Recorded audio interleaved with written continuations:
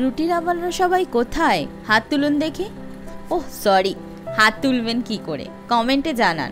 রুটি খেতে তো আমরা সকলেই ভালোবাসি।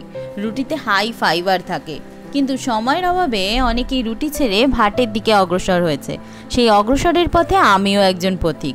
সময়ের অভাবে আমিও সকালে ভাত খেয়েই অফিসে যাই, আর অফিস থেকে বাড়ি ফেরার পর রুটি করতে ইচ্ছে আর করে না। ক্লান্ত শরীরে তখন মনে হয় ভাত হলেই হবে।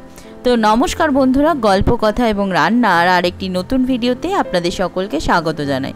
আচ্ছা, আজ আমি আপনাদের সাথে আমার আটা মাখা এবং গোল করে রুটি করার কোথা থেকে শিখেছি তার গল্প বলবো।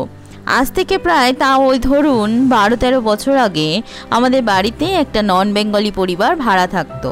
আর সেই পরিবারে যে মেয়েটি ছিল সে আমার থেকে ছোট হলেও খুব সুন্দর করে আটা মেখে প্রতিদিন প্রায় 25 থেকে 30টা রুটি বানাতো।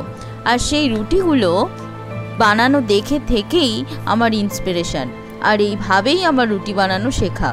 আপনাদেরও কি রুটি বানানো কোনো গল্প আছে? চটপট করে কমেন্টে লিখে জানাবেন। কিন্তু আমার তো রুটির সাথে আলু ভাজা, বেগুন ভাজা এবং তড়কা খুব ভালো লাগে। আপনাদের কার কার কী দিয়ে রুটি খেতে ভালো লাগে অবশ্যই জানাতে ভুলবেন না কিন্তু। তো রুটির সাথে আজ আমি তড়কা বানিয়েছিলাম। তো ভিডিওটি কেমন লাগলো অবশ্যই জানাবেন কিন্তু। রবিবার সকালবেলা কোনো দিন আমার ভাবতেই কেটে যায় কি খাবো, কোনটা তাড়াতাড়ি হবে। সারাদিন না খেয়েই প্রায় কেটে যায়, কারণ রবিবার হলেই আমার ভীষণ আলসেমি ক্লান্তি লাগে। তো যাই হোক, আজকে সেই কোনো রবিবারের মতো কাটাইনি। আজ সকালে আমি নিজের প্রিয় রুটি আর তড়কা বানিয়েই ফেললাম, আর কিভাবে তাড়াতাড়ি করে বানালাম তা আপনাদের সাথে শেয়ার করে নিলাম। কেমন হয়েছে জানাবেন কিন্তু। ভালো লাগলে লাইক, কমেন্ট অ্যান্ড শেয়ার করতে ভুলবেন না। প্লিজ চ্যানেলটিকে সাবস্ক্রাইব করতে ভুলবেন না কিন্তু। থ্যাংক ইউ, নমস্কার। দেখা হচ্ছে পরের আরেকটি ভিডিওতে।